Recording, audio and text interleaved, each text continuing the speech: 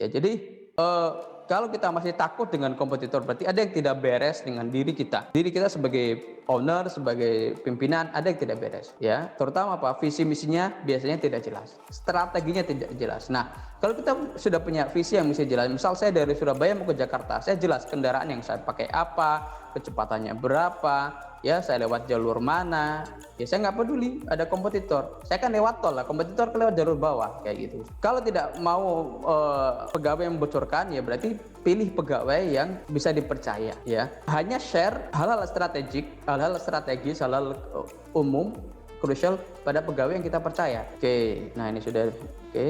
Nah ini kata Bu Farida, ada setiap perusahaan pasti punya manajemen yang berbeda walaupun kita buka warung yang sama misalkan.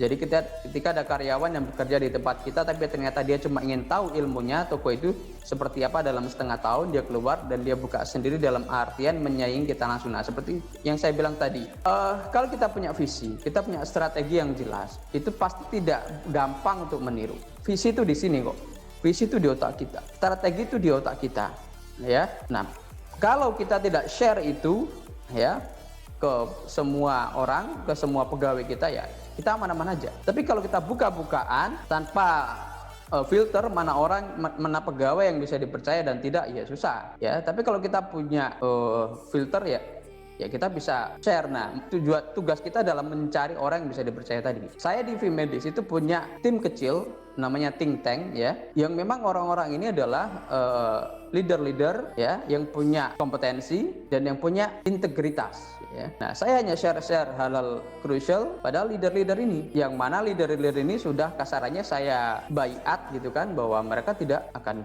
keluar, even keluar pun mereka tidak akan membocorkan, ya. Jadi kuncinya mendapatkan orang yang bisa dipercaya dulu, Ibu.